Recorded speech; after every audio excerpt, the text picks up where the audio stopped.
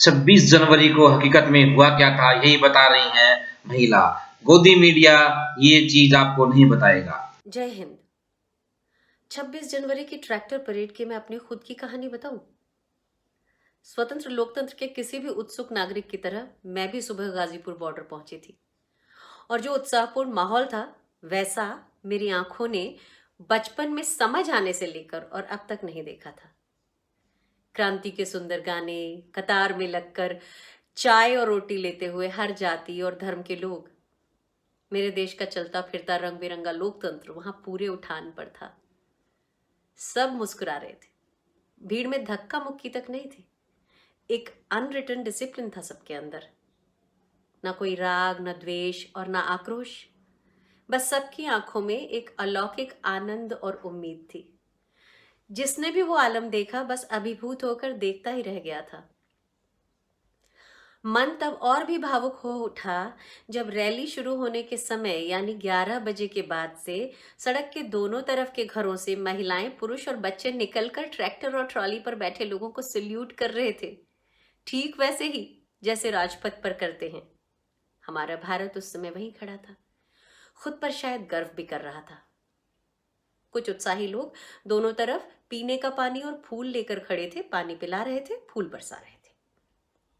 माहौल में गेंदे और गुलाबों की खुशबू थी, और मैं भाई दिलदीप का तिरंगा लहराता ट्रैक्टर चलाते हुए पत्रकार फ्रेंड मयंक, जुलेखा और विशेष के साथ बात करती जा रही थी।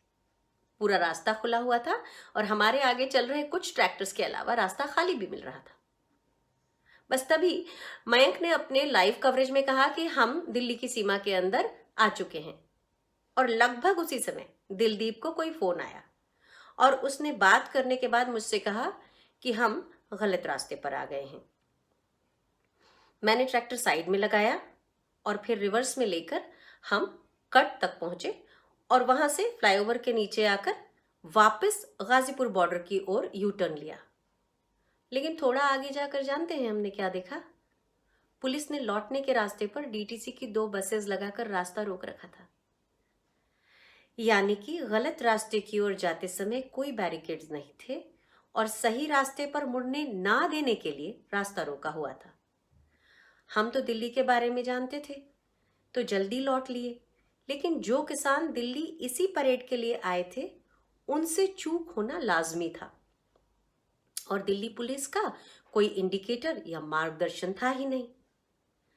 इस आप बीती को आज कहना इसलिए जरूरी है कि आप जानें कि यह सिर्फ एक समझा बूझा ट्रैप था किसान आंदोलन को तोड़ने का, और किसानों का दुर्भाग्य कि वे इस ट्रैप में फंस भी गए।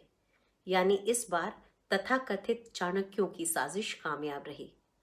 इसमें पुलिस ने तो किसानों से अंडरटेकिंग ली थी, लेकिन अपनी तरफ से पुलिस की मार्ग में क्या व्यवस्था रहेगी, इसका कोई कमिटमेंट जाहिर तौर पर ना तो देखने में आया, ना एक नक्शे के अलावा कोई और दस्तावेज प्रचारित या पब्लिश हुआ। बहरहाल लाल किले की पूरी घटना बहुत दुर्भाग्यपूर्ण है और इतिहास में कलंक की तरह दर्ज हो गई है। लेकिन इसकी साजिश करने वालों ने देश की अस्मिता के बारे में तो सोचा ही नहीं। उनका लक्ष्य ही किसान को देश की नजरों में नीचा दिखाना था और आंदोलन को एक बारगी जैसे कुचलना था, और कम से कम प्रथम दृष्टया वे इसमें कामयाब हुए भी दिखते हैं। यानी लोकतंत्र में एक बार फिर एक षड्यंत्र हुआ, बड़े पैमाने पर हुआ। लोकतंत्र एक बार फिर शर्मसार हुआ, और इतिहास में एक गणतंत्र दिवस दूषित हो गया। किसान के कंधे से बंदूक भी चल गई और किसान ही घायल भी हो गया। इस तरह की साजिशें आज लोकतंत्र में निहत्थे का शिकार करवा रही हैं, और हम मानसिक रूप से शिकार हो रहे हैं, बीमार हो रहे हैं। हो सके तो इस पहलू पर भी विचार कर लें। मुझे यकीन है आप विचार भी कर सकेंगे और दिल में कहीं विश्वास भी होगा इस सच पर। बस सिर्फ 3 दिन अगर सुबह थोक में आने वाली बीजेपी की आईटी सेल की पोस्ट ना पढ़ें तो पूरा सच भी देख पाएंगे हम और आप। आखिर हम सब इसी मिट्टी के लोग हैं, इसी गंगा जमुनी तहजीब ने हमें पाला है। हम कर पाएंगे दूध का दूध और पानी का पानी।